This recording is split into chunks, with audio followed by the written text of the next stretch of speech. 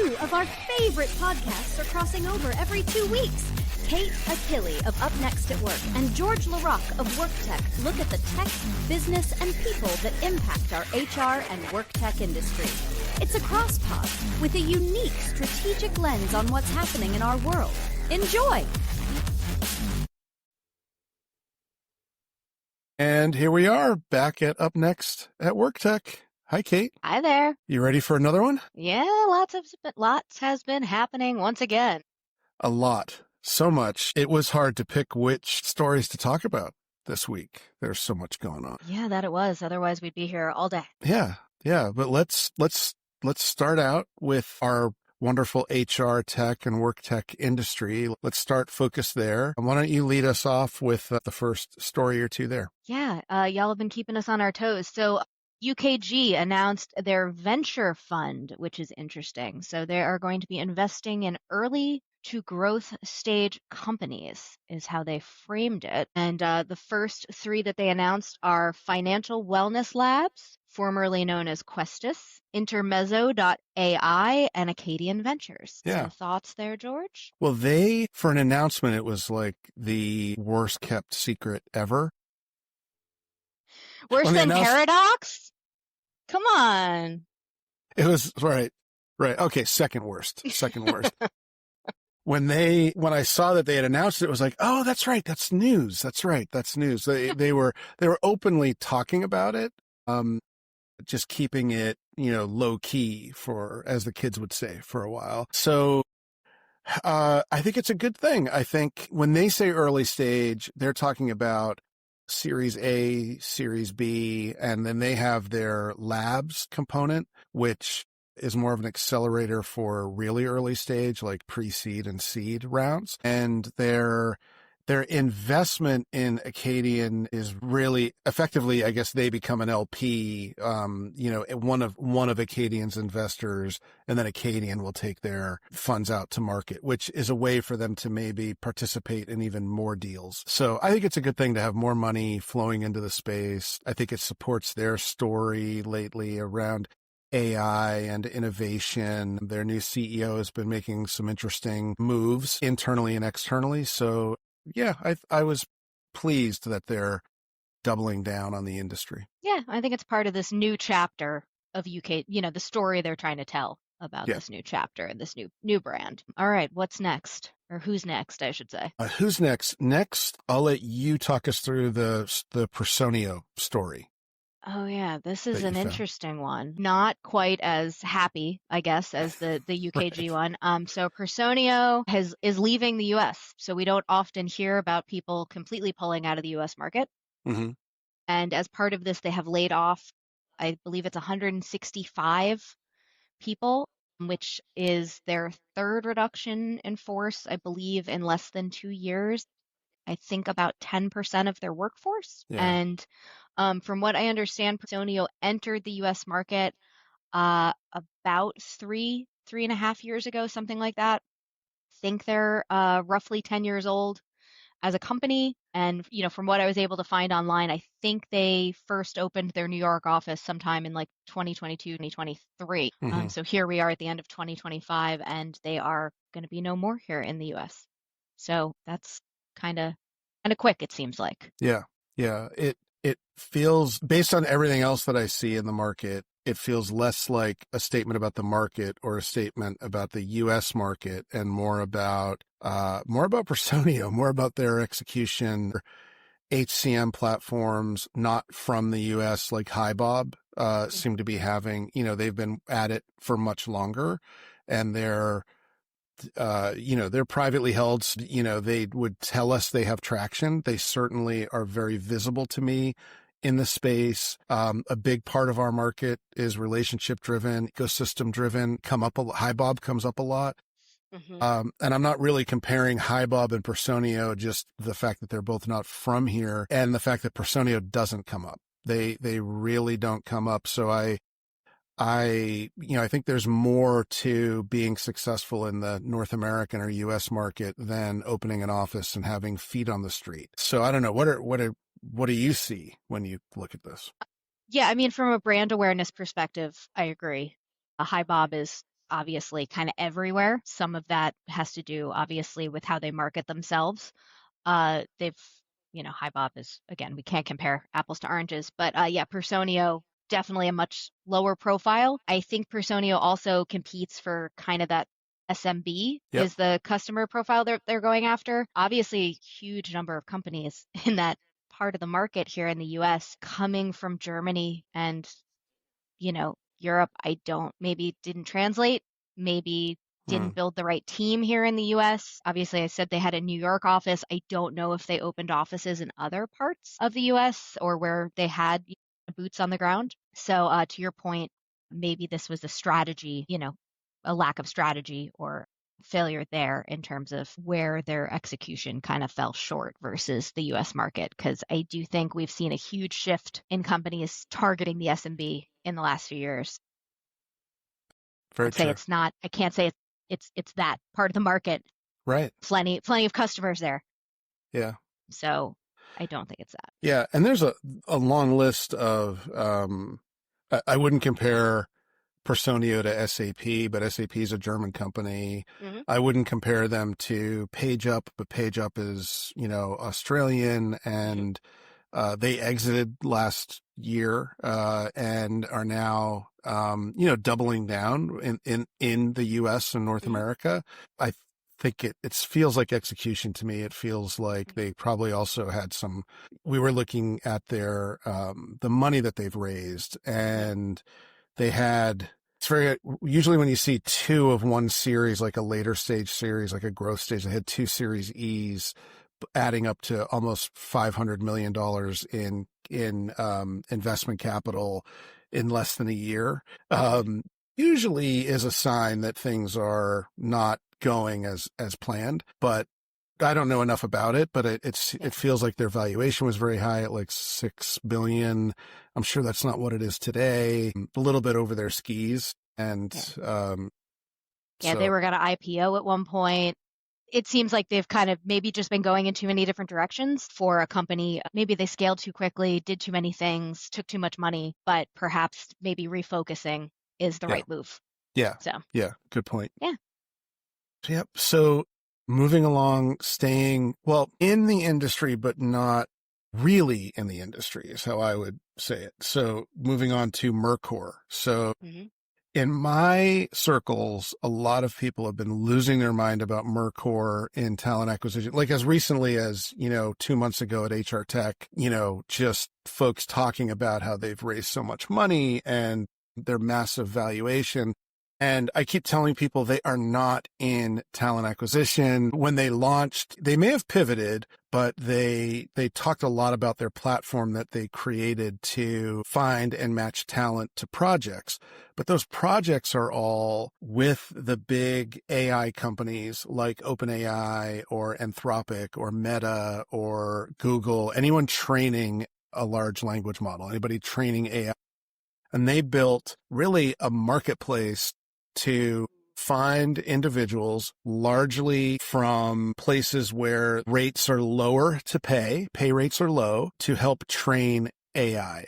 And there are several companies in that business. All are, as you would imagine, getting money thrown at them by those large AI businesses. Their valuations are through the roof. Mercor's valuations, an article in Marketing Artificial Intelligence Institute, what Mercor's $10 billion valuation could mean for the future of work. So a $10 billion valuation. They came on the scene like just a little over a year ago.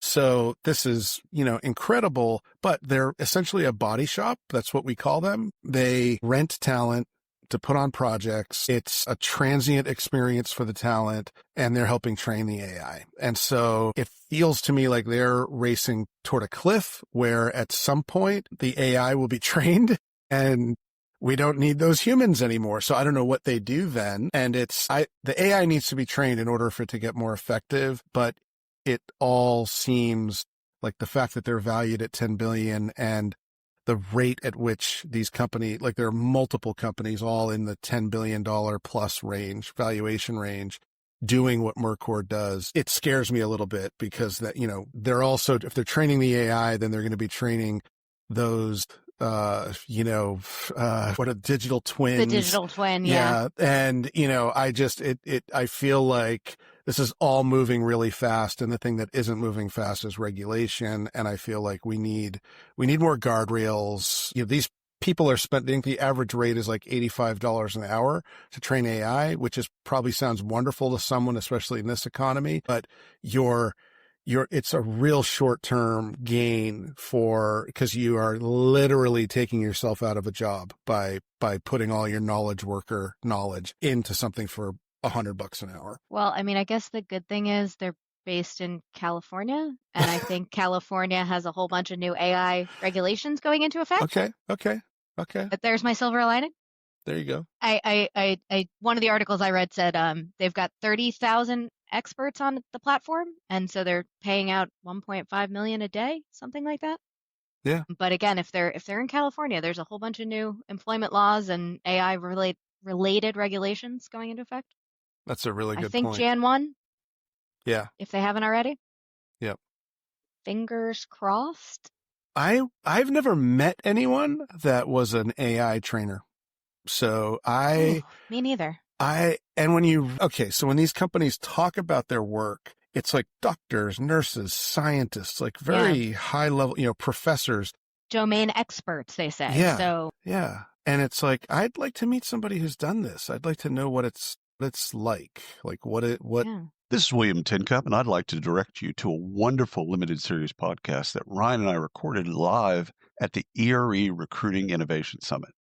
We sat down with 20 recruiting and TA leaders from around the world to hear what today's best recruiters are doing to stay sharp, stay relevant, and stay ahead. It's called The Talent Shift. You'll love it. You'll find the podcast wherever you get your podcasts. Listen, like, review, share. Do you? I bet there's got to be an article out there. Someone who's like, I trained the AI. So all right, well, maybe next week we'll talk. Yeah, we'll have to look for that. Yeah. All right. Especially someone who's getting paid a lot for it. Yeah. Speaking of skills. Yes. Oh, yes. Okay. So, our friends over at Plum, which I think, segue? Yeah, good one. So the folks over at Plum, which some of our listeners may be familiar with, they are one of the assessment providers in the space. They recently came out with what they called their Durable Skills Index, the 2025 North American edition. Pulled this one because I thought it was kind of fun, and it's 82 cities across the US and Canada. And what's cool about it is when you click on a city, you can pick, again, there's 82 different ones. So if you are located in, say, let's pick Des Moines, and you click in, and it will give you the top 3 skills, durable skills in Des Moines.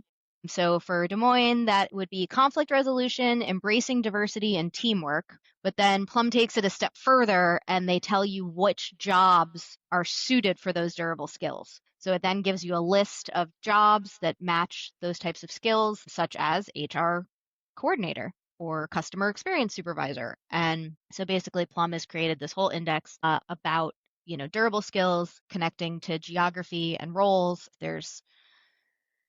You can match it to, different markets, the top 10 different durable skills, regions. It's like a whole thing that you can dive into. There's a fact sheet. And I thought it was kind of cool. It's based on like 59,000 different people's responses and 2.5 million assessment answers, and the Plum talent model. So I thought it was kind of cool.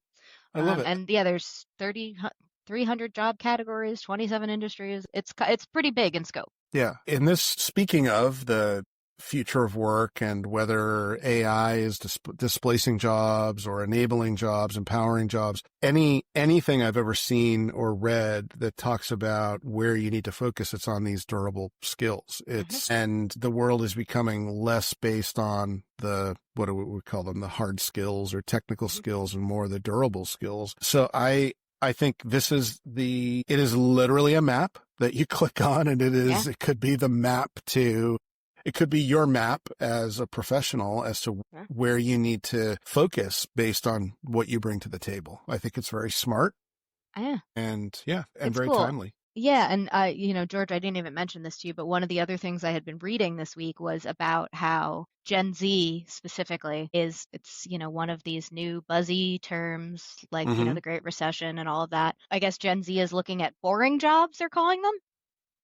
And so boring jobs, Boring job. Okay, I heard it boring right. jobs, Yep. boring jobs actually are what we would consider durable skills to be. So boring jobs are the ones that will be somewhat AI proof. So like dental hygienist, maybe someone will one day create a robot that can do a teeth cleaning, Hmm. but I find it hard to believe. So I guess Gen Z knowing and kind of watching the evolution of AI unfold has kind of hooked into the fact that, there are these perishable skills and that maybe they need to find the durable ones. And so boring jobs are becoming a bit of a trend in the way that we've seen, quiet quitting and Yeah. quiet working and great recessions and great resignations and all the other buzzy trends over the years. So I think Gen Z might, if they don't want to be replaced by clankers, clanker. then they and want to be able to afford a micro retirement, then I think they might look at this. They should, because I don't know about you, but as a millennial, I probably will not be taking any micro retirement Yeah. or Nope. any retirement of any kind. I will be here at this desk forever. Yeah. So. Yeah. And those are two, clanker and micro retirement are two of my 4 Gen Z terms that I know how to use appropriately in a sentence or maybe inappropriately in a sentence, as I'm sure Very my hip. kids would correct me. Yep. Yeah. Very hip. Yeah. Very cool. Okay. So that brings us to, I think there's some, the data, because we're still in the midst, well, somewhat of, I believe we do not have a new jobs report yet still. Correct. And Friday, Business Insider, well, we had a couple. I caught this Business Insider article where they looked at private data sources. So, the headline was there's no jobs report today. This was on Friday, but here's what private data is telling us about the labor market. And I think that is really the story, is that the jobs report was one data source. And what Business Insider looked at was ADP, Challenger, Gray and Christmas, Indeed, LinkedIn, Bank of America, and Gusto. And they looked at factors around compensation growth, which is growing overall, but still with high unemployment. Looked at, job losses being up, job postings hitting the lowest point since 2021. And of course, all of these sources drill in. So I think the message is more data points are good, and hope, the silver lining around the jobs report not being available may be forcing HR leaders, business leaders to go outside. But you found a couple of other articles about the same thing. I did. Yeah, I think maybe we got too accustomed to the jobs report always being there. I think this, and I think we talked about it in a previous episode. This was like the first time the jobs report wasn't available since like 2013 or 2014, something like that.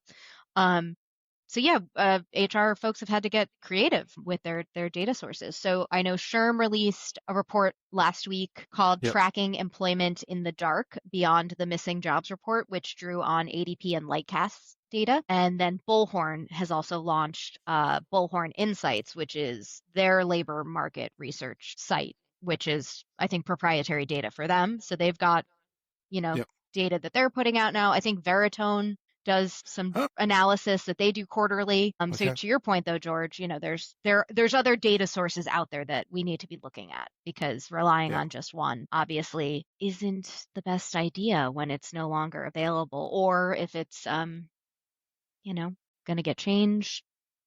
Yeah. Whether that's just a correction or if leadership is going to influence how it's measured.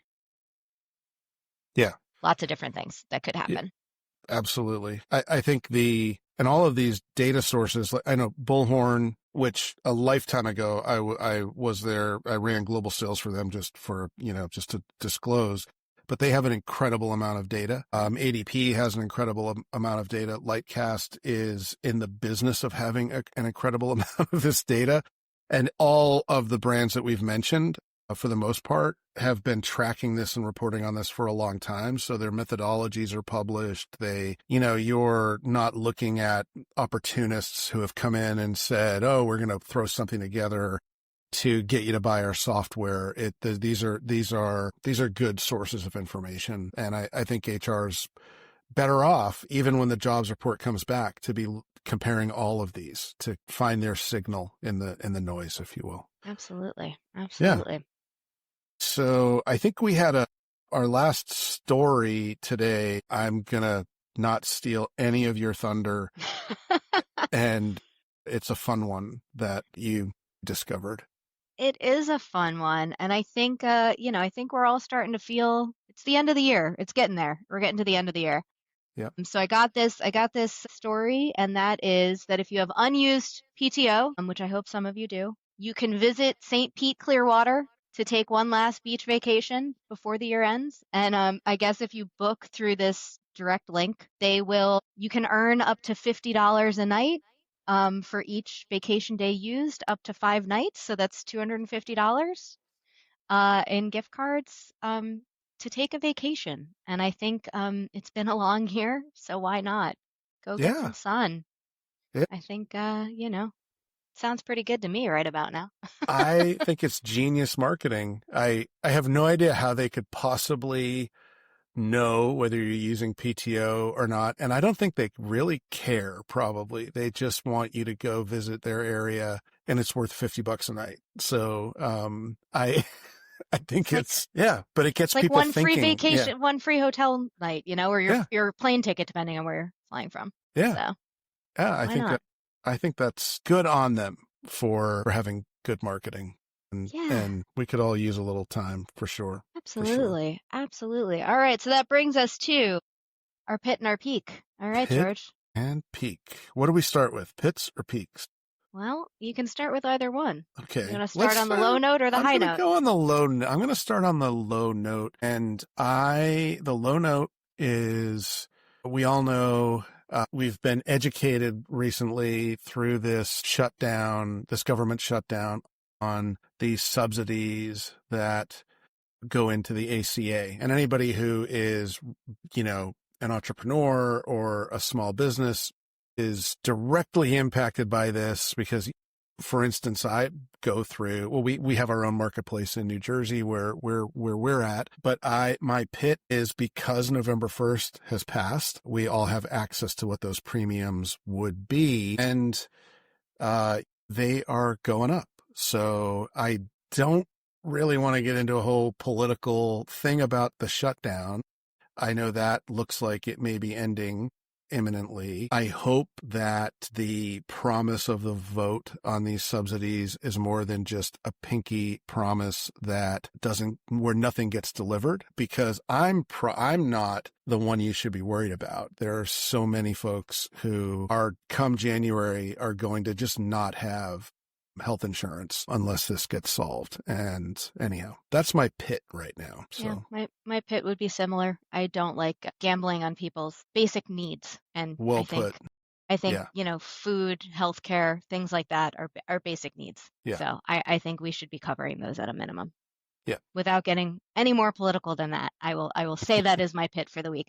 So let's go to our peak. What's your peak? Yeah, peak. And I have to thank you for helping me with a peak. Not that things are that dark that I have no peak, but the kids will be home from school, one from North Carolina, one from across state, for Thanksgiving soon. And that's a wonderful peak. It is a wonderful peak.